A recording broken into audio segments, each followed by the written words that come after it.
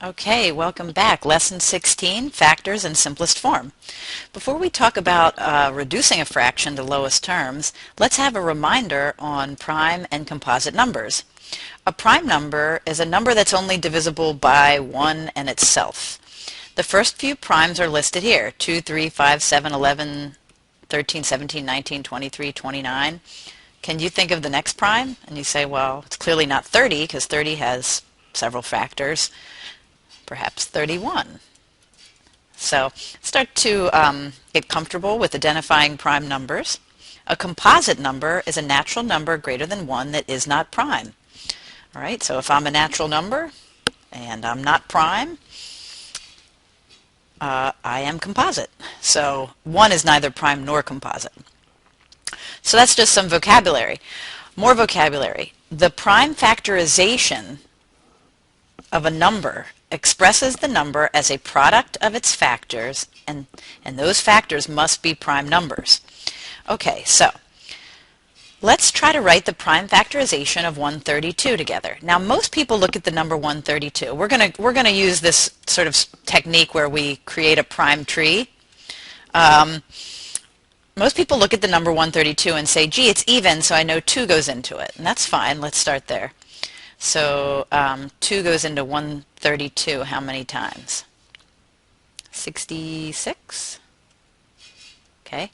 Now circle 2 because it's a prime number. But 66 breaks down into something times something, right? And if you're, you might want to go with 6s. So you might look at it and say, oh, okay, 6 times 11. Now, 11's prime, so I'm going to circle it. But, so when you hit a prime, circle it. But 6 further breaks down into something times something, right? 3 times 2. Aha! And 3 and 2 are prime numbers. So now I'm going to collect all my primes by a multiplication. So 2 dot 2 dot 3 dot 11. So 2 times 2 times 3 times 11 is the prime factorization.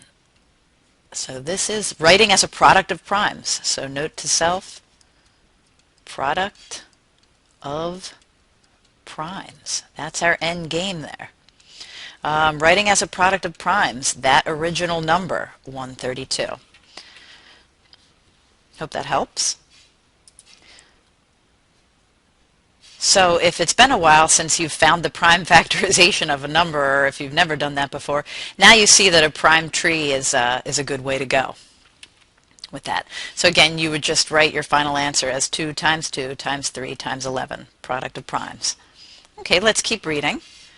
The fundamental theorem of arithmetic. Every whole number bigger than 1, greater than 1, has exactly one prime factorization.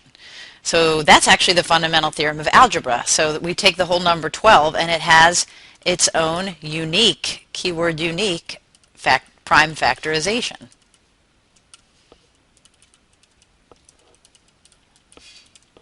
So no other whole number on the planet has a prime factorization equal to 2.2.3. So you can imagine that prime factorizations are used a lot in encoding and decoding, right? So 2 times 2 times 3 makes 12, and that would be its prime factorization. Write the prime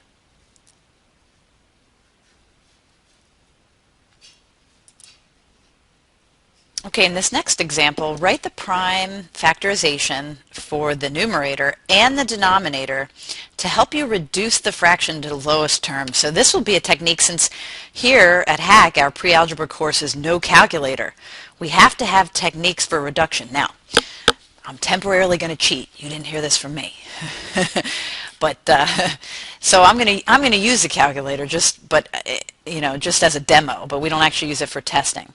So 117 out of 104, and then later in math we hit math, and it says frac. We hit enter, and voila, poof! It reduces it for us to 9 out of 8. Aha! All right, fine. 9 out of 8 is reduced form, but we didn't do any work. So how do you prove that? And then what if you're not allowed to use a calculator? So let's try to look at the prime tree for the numerator, the prime tree for the denominator. So we're going to go the good old-fashioned way and see see how we can reduce this. Now clearly it's an improper fraction, but that's okay. So now you're looking at 117 and you're probably thinking, I don't know what times what makes 117. Well, we're going to talk about divisibility rules here in a moment. So notice the sum of the digits. Note to self, sum of digits equals 9. Because 1 plus 1 plus 7 makes 9. Aha, if the sum of the digits is 9, well I know that number is divisible by 3, because 9 is a multiple of 3. I also know it's divisible by 9.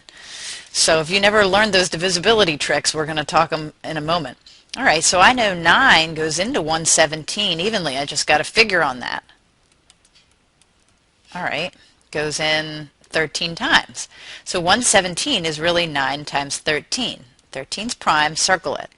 9 breaks down to 3 times 3. Circle those.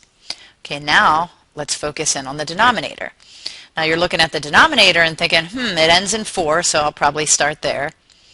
So 4, and let's see, 4 goes into 104 how many times? 26 times, right?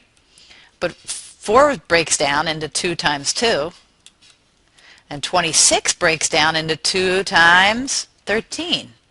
Aha! Now, gather your prime factorization for the numerator, which is 3 times 3 times 13. Gather your prime factorization for the denominator, and cancel common factors. Bing, bing. And gather what you're left with. And it's not that they're disappearing, it's that anything divided by itself in math is 1. So we can't, and make a recipe for yourself if you like there, cancel common factors. And you're really just saying that 13 divided by 13 is 1. But then gather what you're left with. You're left with 3 times 3, which is 9. And you're left with 2 times 2 times 2, which is 8. See? So after all that sweat equity, you're left with 9/8. And remember, the calculator did that for us. That was my point. I don't like to give calculators to people too soon because it takes away the thought. You know, it's doing it for you and it's saying 9/8, but now we've proved it. All right. Let's try again. Keep reading.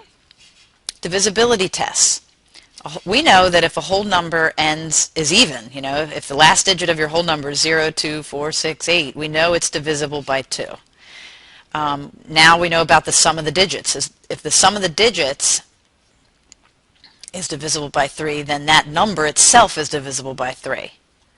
We know that if the number ends in a 0 or 5, it's divisible by 5. We know that if the last digit on your number is 0, it's divisible by 10. And we can even add to that the rule for, I can add to that the rule for 4. The rule for 4, check the last 2 digits of the number.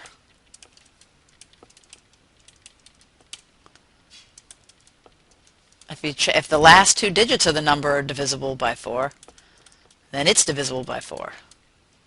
If divisible by 4, then it's divisible by, then the number itself is divisible by 4. So I'm just going to put an example there. 3024. See, the last 2 digits of that number are divisible by 4. Therefore, it is divisible by 4. Okay? We can have a divisibility rule for 6. I like the divisibility rule for 6. If 2 and 3 check out, then 6 checks out.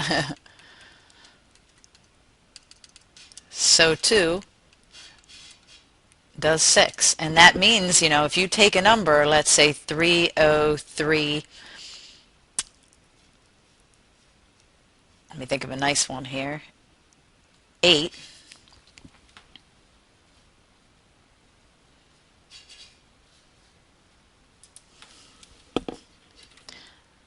I meant 3, sorry about that, 3138.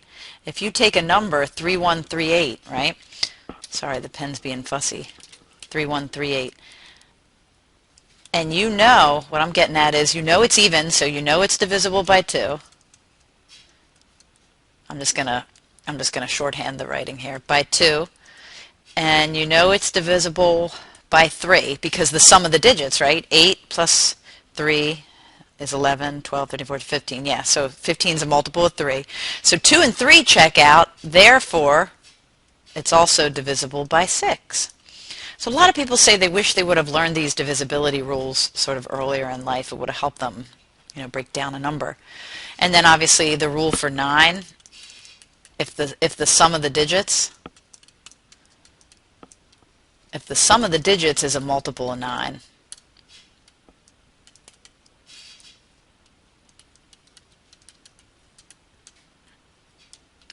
then 9 divides that number. And we saw that in the last example. Okay, we'll play with that some more here in a moment. Reminders on equivalent fractions. Fractions that represent the same portion of a whole or the same point on a number line are called equivalent fractions. So what I'm getting at is 6/8 is mathematically equivalent to 3/4. And I like to think about it like this. If 3 out of 4 people like a movie, you know how they say 3 out of 4 dentists choose Crest. That's the same as 6 out of 8, right? Same ratio. So if 3 out of 4 people like a movie, that's the same thing as 75%, which is the same thing, guess what? 6 out of 8 is the same percent.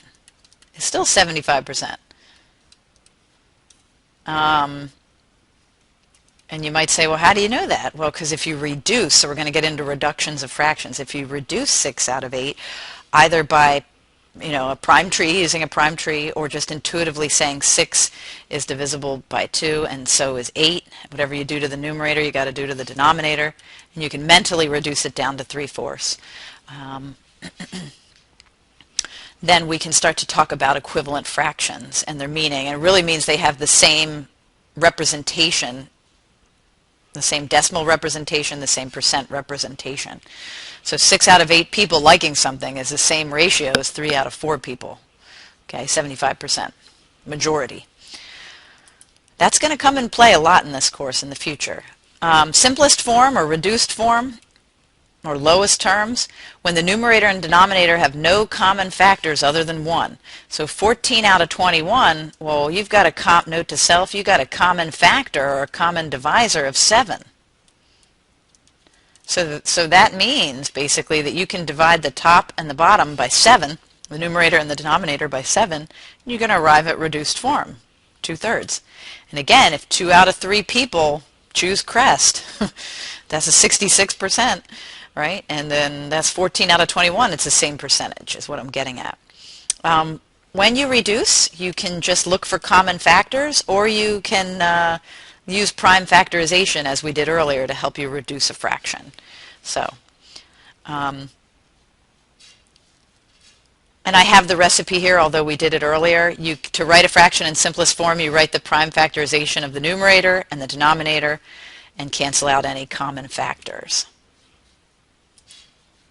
Okay, quick tip. When all the factors of your numerator or denominator are divided out, don't forget that 1 still remains in the numerator or denominator. So when you say 5 goes into itself once and 5 goes into 10 twice, you have to remember you're left with 1/2. You're not left with nothing over 2, right? 1/2. All right, now let's practice some more. Okay, so I just have 3 sort of nice little examples to help you catch on to reduction of fractions. Let's start off with this first one. Since the numbers are fairly large, I think I'm going to go with, when the numbers are large, I'll go with divisibility rules to help break them down.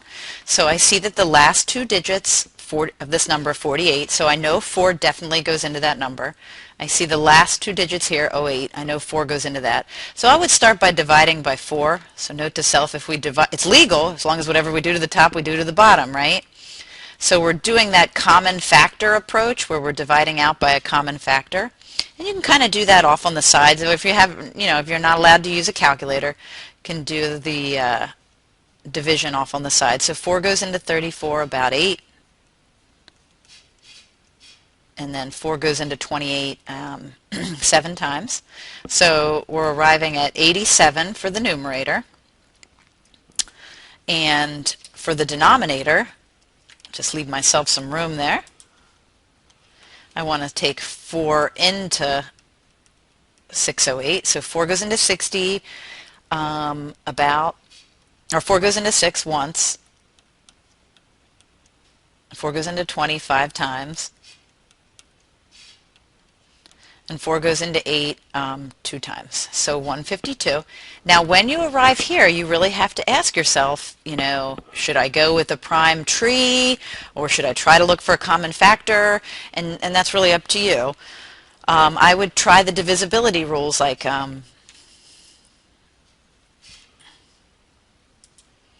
just kind of run through those divisibility rules in your mind and say, okay, does 2 go into both of those numbers? No way. 8 plus 7 is 15, so I know 3 goes into the top number, but 3 doesn't go into the bottom number evenly. So either A, you'll have this gut instinct that it's reduced, or you could go with the prime tree option, but that is as far as it's going to go down. And when you're at home, now in a testing circumstance, we don't use the calculator, but when you're at home, I encourage you to just be like, okay, 348, divide, just to check your answer, and then hit math, frac, it says enter. See, 87 out of 152. So we've confirmed with the calculator. But there are no common factors other than 4 is what we're getting at there. Let's try another. Now if you're getting comfortable with the common factor thing, you may be looking at this and saying, gee, 12 and 36, I know 12 goes into both of those numbers. So I'm going to divide the top by 12, and I'm going to divide the bottom by 12. All right, so I'm going to have 1 over 3. So 12 out of 36 reduced to lowest terms is a third. Now I will remind you that you can, just a little side note, you can go with that prime tree option, like 12 breaks into 4 and 3, and 4 breaks down to 2 times 2. 36 breaks into 6 and 6, and this is 3, 2, 3, 2. The pen was being fussy there. And then you can like gather the prime composition for the top, the primes composition for the bottom, and cancel common factors. Cancel, cancel, cancel, cancel, cancel, cancel, and hey, what are you left with? You're left with basically 1 over 3. With 1 over 3, a third. So, like I said, you have to choose what's comfortable for you, dividing out the numerator and the denominator by some common factor, or going with the prime tree option. And again, we'll just check that. 12 out of 36, math, frac, boom, 1/3. Okay? In this last one, 225 out of 500, you know, even if you're going in baby steps, like let's say the only common factor that pops into your head is 5, that's fine. Because your divisibility rules say they're ending in zeros and 5s, so we can divide out by 5. So 5 goes into 225 how many times? 45 times.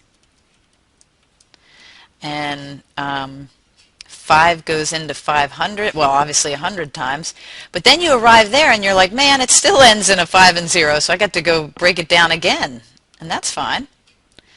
You can divide by 5 again. So again, we're taking that common factor approach.